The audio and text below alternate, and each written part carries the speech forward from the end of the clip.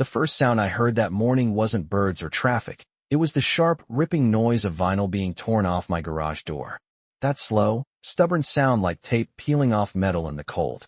I stepped out onto my driveway and saw Linda Whitmore standing there in her spotless tennis outfit, one manicured hand gripping the corner of a bright yellow warning sticker while the other held a metal scraper like she was performing neighborhood surgery. The morning sun reflected off the chrome mailbox and the smell of fresh-cut grass drifted down the cul-de-sac, but Linda looked like she'd just discovered the greatest civic duty of her life. "These ugly things are ruining property values," she said without even looking at me, and then she yanked the sticker clean off the door. The adhesive made that ugly tearing sound again. Now if you've never met someone like Linda Whitmore, let me paint the picture. She's the kind of HOA president who carries a measuring tape in her SUV to check lawn height and sends violation letters over mailbox fonts.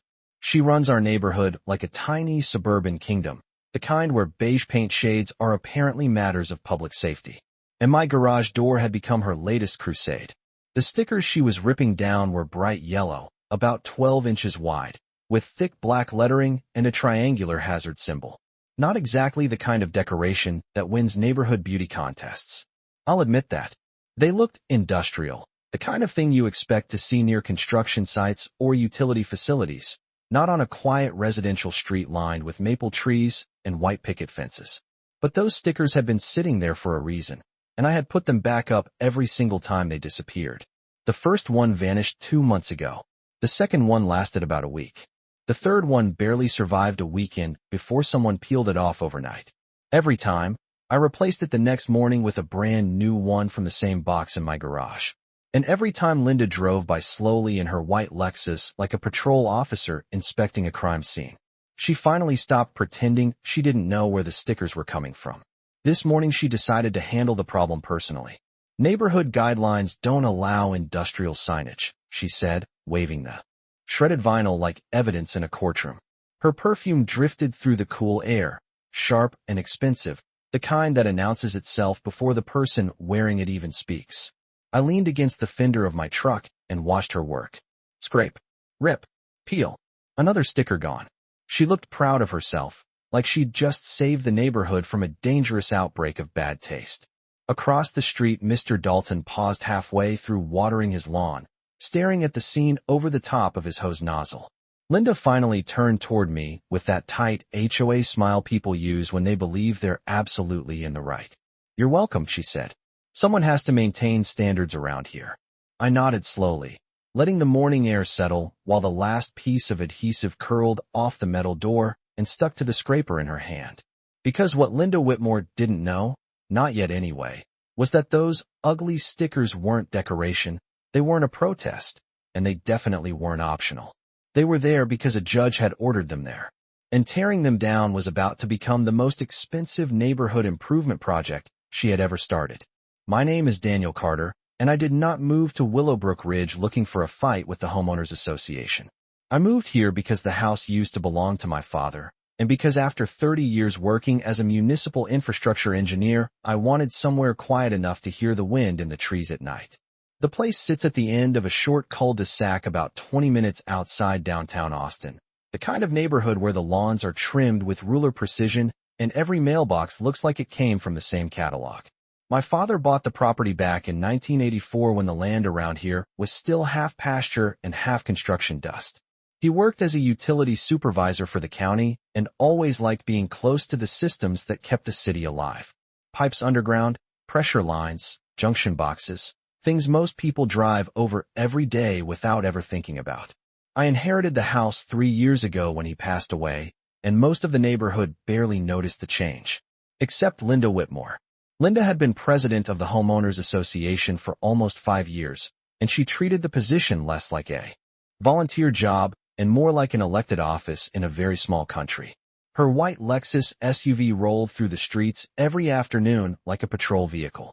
She knew exactly which houses had trash cans out 10 minutes too early and which lawns were pushing 3 inches instead of 2.5. If there was a rule written somewhere in the HOA handbook, Linda knew the page number by heart. When I first moved in, she introduced herself with a firm handshake, a perfectly rehearsed smile, and a neatly printed folder titled Community Standards. The paper smelled faintly like fresh ink and expensive hand lotion. We pride ourselves on maintaining a very high standard here, she told me while standing on my driveway that first afternoon. People work hard for their homes, and we make sure nothing brings the value down. I nodded politely and told her I understood. At the time I meant it. I had lived in plenty of neighborhoods with associations before, and most of them were harmless as long as everyone stayed reasonable. The problem started the day the yellow sticker went up on my garage door. It was not meant to be decorative. It was not meant to make the house look good. It was meant to be seen from the street clearly, even from 50 feet away. Bright yellow background, bold black letters, the universal hazard triangle right in the center. Anyone who has worked around infrastructure knows that symbol immediately. It means caution. It means there is something important beneath the ground you are standing on. The day I installed it, the air smelled like warm asphalt and summer dust. I remember smoothing the edges carefully against the metal door while the adhesive settled into place. I knew exactly how long it would last before someone complained. In neighborhoods like this, anything that looks official attracts attention. Sure enough, the very next afternoon, Linda Whitmore slowed her Lexus almost to a crawl while passing my driveway. Her sunglasses tilted slightly downward as she stared at the sticker like it was a stain on the American flag. I could see the gears turning in her head, even from the front porch. And from that moment on, those bright yellow warnings became the one thing in Willowbrook Ridge that Linda Whitmore simply could not tolerate. The first letter from the Homeowners Association arrived 3 days after Linda saw the sticker. The envelope was thick, official-looking, the kind of cream-colored paper that tries very hard to feel important. I was standing in my kitchen when I opened it, the smell of fresh coffee drifting across the counter while the ceiling fan hummed slowly above me. Inside was a neatly typed violation notice explaining that unauthorized signage was prohibited under Section 7 of the Community Standards Handbook. According to the letter, the yellow warning sticker on my garage door created what they called visual disturbance and could potentially reduce neighborhood property values. I remember smiling when I read that line because the words were so carefully chosen, like someone had spent a long time making sure the complaint sounded reasonable instead of petty. At the bottom of the page was Linda Whitmore's name printed in bold letters above the title HOA president.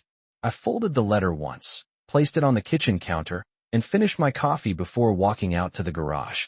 The sun was already warming the driveway, and the metal door had started to hold that faint smell of heated paint that you notice in Texas mornings. The sticker was still there, bright and unmistakable. I ran my hand across the surface to make sure the edges were sealed tight. Then I went back inside and placed the violation notice in a folder in my office. That was the first one. The second letter came the following week. Same paper, same formal tone, except this time it included a warning about potential fines if the issue was not corrected within 10 days. Linda had even highlighted a sentence in yellow marker. I could almost picture her sitting at her dining room table doing it, carefully underlining the part where homeowners were expected to comply with community aesthetic standards. What she did not understand was that the sticker had nothing to do with aesthetics. I left it exactly where it was. 10 days later, the third letter arrived. This one mentioned a $50 daily penalty for continued non-compliance. By then, the situation had become the quiet entertainment of the street. Mr. Dalton across the road would pretend to check his mailbox every afternoon just to see whether the sticker was still there. One evening, I caught him leaning against his pickup truck staring at it like it might start glowing. "That thing sure gets people talking," he said with a low laugh. I told him he had no idea. Meanwhile, Linda's patrols became more frequent. Her white Lexus rolled by my house, so slowly you could hear the tires crunch over individual pieces of gravel along the curb. Sometimes she stopped completely, studying the garage door through the windshield like a museum curator examining a questionable painting. The tension was not loud or dramatic. It was quiet, steady, the kind of slow pressure that builds when someone is absolutely convinced they are right. And Linda Whitmore believed she was protecting the neighborhood from something unacceptable. The strange part was that if she had simply asked why the sticker was there, I would have told her the truth. But she never asked. Instead, she sent letters, printed rules, and warnings about fines, all while the bright yellow sign stayed exactly where it had been placed. Because unlike most arguments between homeowners and associations, this one had already been decided long before Linda ever saw that garage door. The fourth letter from the Homeowners Association did not arrive by mail. It arrived in person on a warm Thursday evening while the sky was turning that soft orange color you get just before sunset in Texas.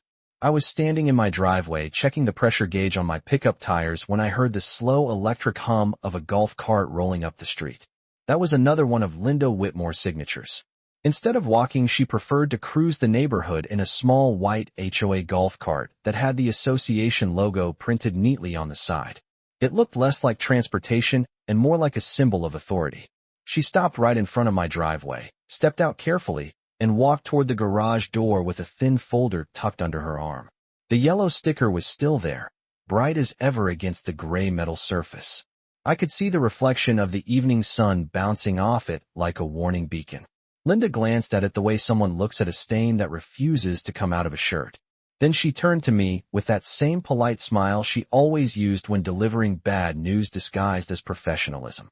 "Mr. Carter," she said, her voice smooth and practiced, "we have reached the point where the association must escalate this matter." She opened the folder and handed me a printed document that smelled like fresh copier ink. According to the notice, the HOA board had officially approved daily fines starting immediately for failure to remove what they called unauthorized hazard signage. $50 per day. The paper even included a calculation showing what the penalty could become over 30 days. I studied the document for a moment while a light breeze pushed dry leaves across the pavement. The neighborhood was quiet except for the distant buzz of lawn mowers finishing their evening work. Across the street, Mr. Dalton had paused again near his mailbox, pretending to sort through envelopes while keeping one eye on the conversation. Linda stood there confidently, one hand resting on her hip, clearly expecting an argument. That was the strange thing about the whole situation. She thought this was a negotiation. She believed if she pushed hard enough, eventually I would give up, remove the sticker, and write a check for the fines like every other homeowner who had ever crossed the association rules. Instead, I folded the notice slowly and slipped it into my back pocket.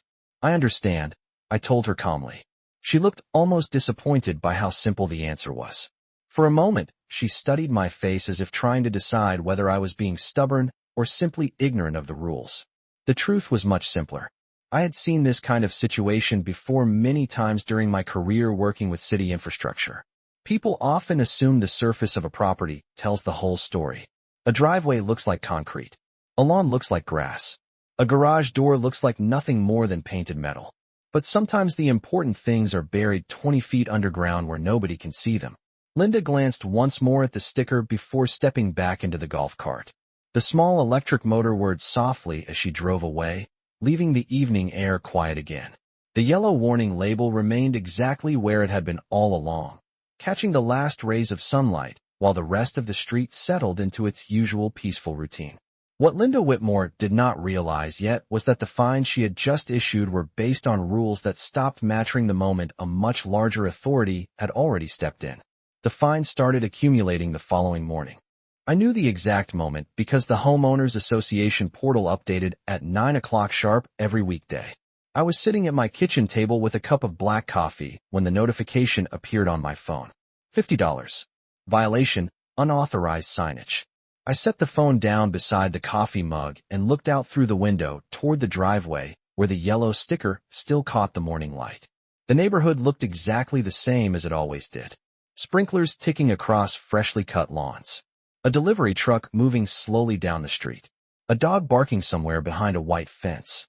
The kind of quiet suburban routine that convinces people nothing complicated could ever exist beneath it. Over the next few days, the pattern repeated itself with mechanical precision. 9 o'clock in the morning, another $50 appeared on the HOA account summary. By the end of the first week, the total had reached $350. Linda Whitmore clearly believed the numbers would eventually pressure me into removing the sticker. That was how these situations usually ended in neighborhoods like this. Someone receives enough fines, gets tired of arguing, and quietly fixes the problem just to make the letters stop arriving. Instead, I did something different. I left the sticker exactly where it was and continued my normal routine as if nothing had changed. Every morning, I walked out to the driveway before leaving for work and ran my hand along the edge of the bright yellow label to make sure it remained sealed against the metal door. The adhesive had been designed for outdoor utility equipment, so it held firm through heat and rain without peeling. The surface felt slightly rough under my fingertips, almost like thick industrial tape. One afternoon, about 10 days into the fines, I noticed Linda's Lexus slowing again near my driveway. The sunlight reflected sharply off the windshield while she studied the sticker through narrowed sunglasses.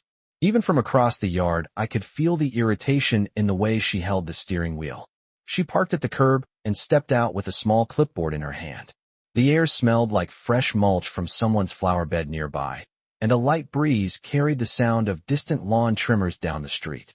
Linda walked halfway up the driveway and stopped a few feet from the garage door, examining the warning label as if it might disappear if she stared hard enough.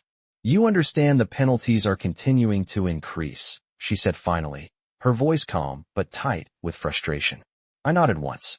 "Yes, I understand." She waited, clearly expecting a follow-up explanation or maybe an apology.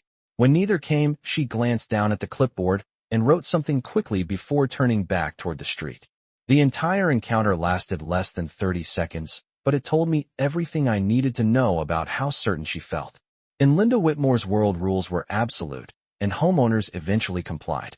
What she could not see from that driveway was the larger reason the sticker existed in the first place. Beneath the quiet pavement of Willowbrook Ridge, roughly 22 feet below the concrete slab of my garage, sat a junction point in the regional natural gas distribution line that fed 3 surrounding neighborhoods. The yellow sticker was not decoration, and it was not optional. It was a warning placed there for anyone who might one day decide to dig, drill, or modify anything on that property without understanding what was buried below. And more importantly, that warning had been installed under authority far beyond the reach of any homeowners association. The truth about that sticker started almost a year before Linda Whitmore ever noticed it. Back then, the driveway looked exactly the same. The same concrete slab my father had poured decades earlier. The same oak tree leaning slightly over the garage, casting shade every afternoon. What changed was a letter that arrived from the county infrastructure office with a thick envelope and a return address I recognized immediately. I had worked with that department for years during my career as a municipal engineer, so the format was familiar. Inside was a notice explaining that routine inspection data had flagged an anomaly in the natural gas pressure readings along the Willowbrook distribution corridor. That corridor ran beneath several neighborhoods, including the land under my house.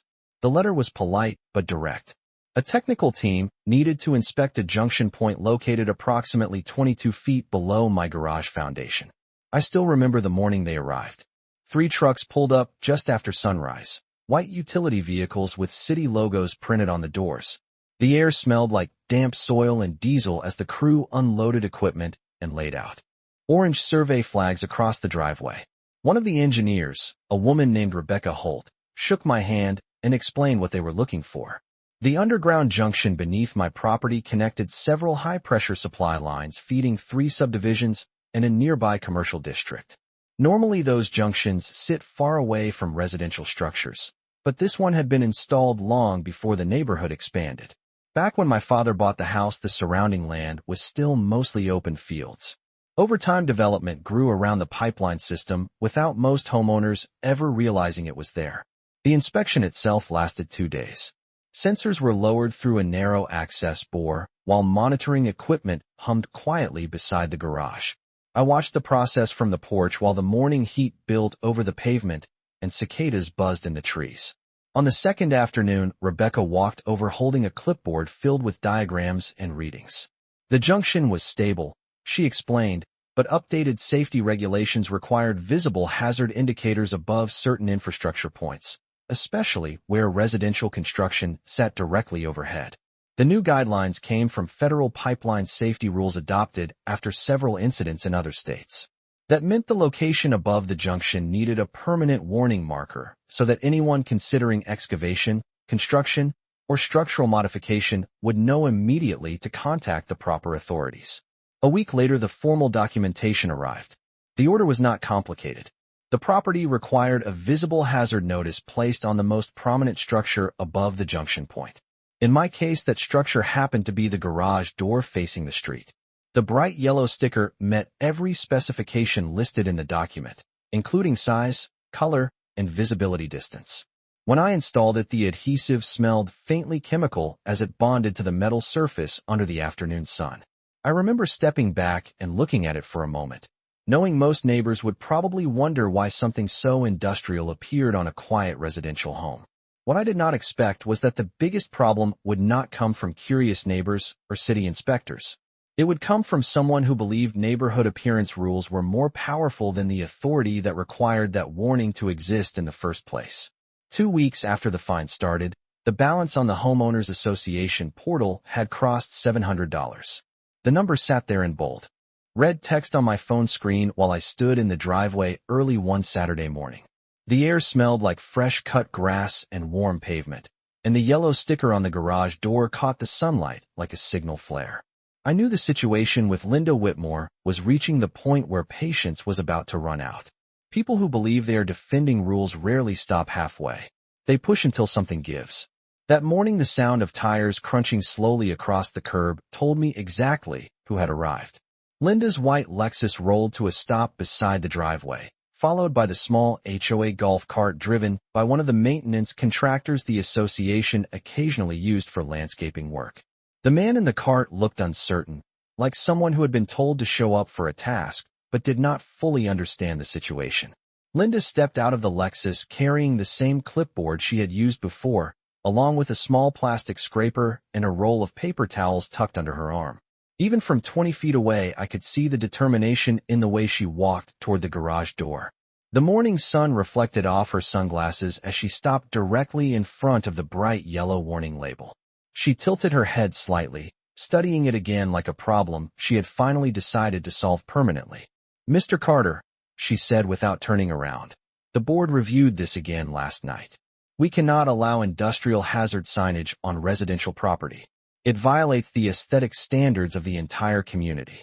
Her voice had that firm tone people use when they believe a decision is final. I leaned against the side of my truck and watched quietly while the breeze carried the faint smell of gasoline from a lawn mower somewhere down the block.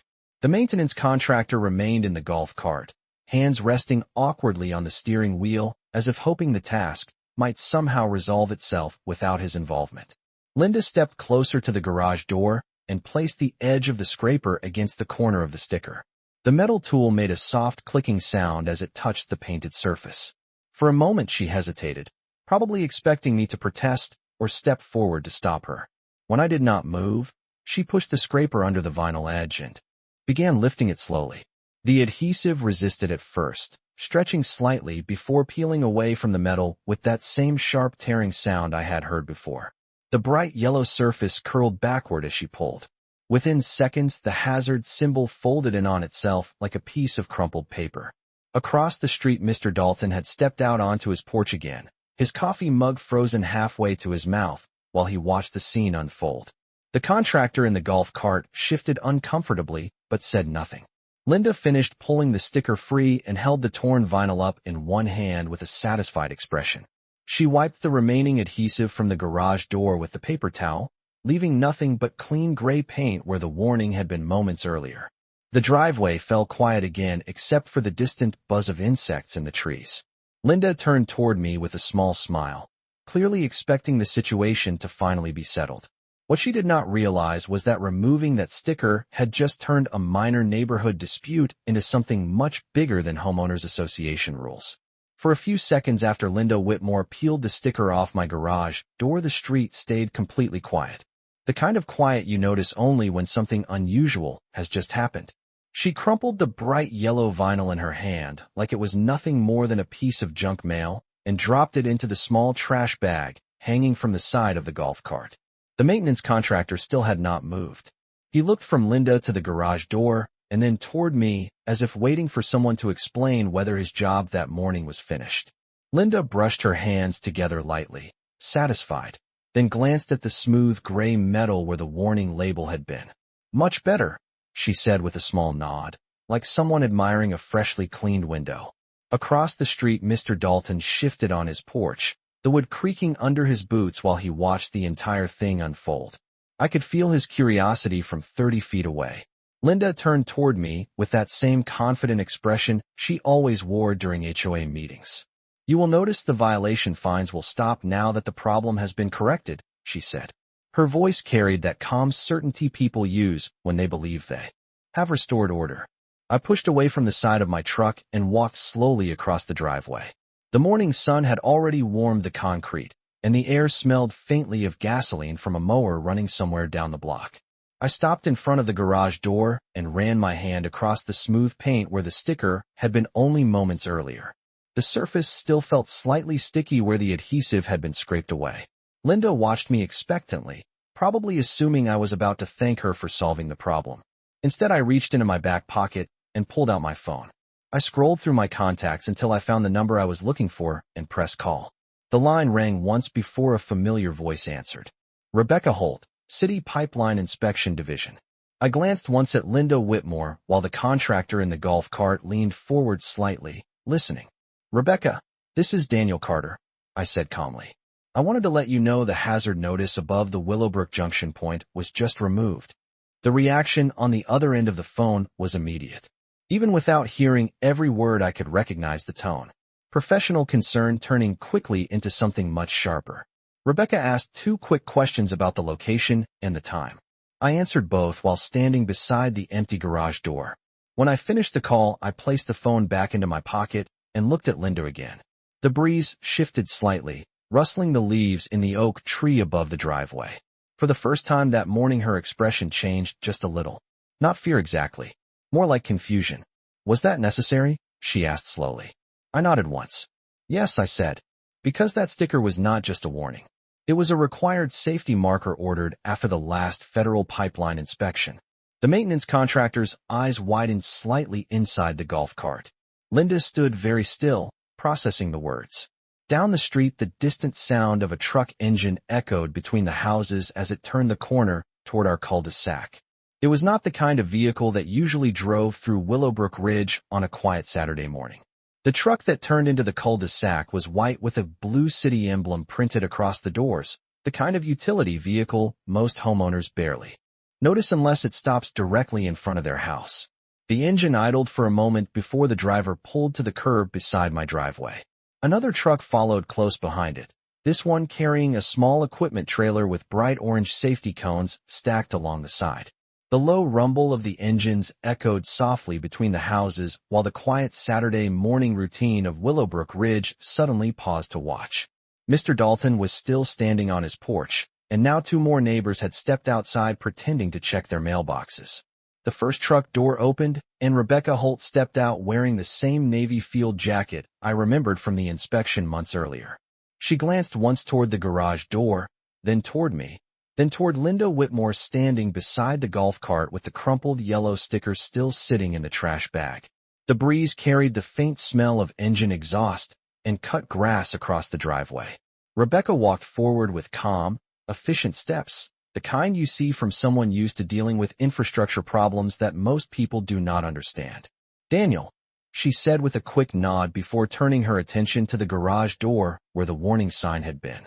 Her eyes moved across the smooth paint surface, stopping briefly at the faint outline left behind by the adhesive. The marker was removed recently, she asked.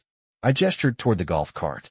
Linda shifted her weight slightly, but kept her posture straight, the confident HOA expression still holding in place.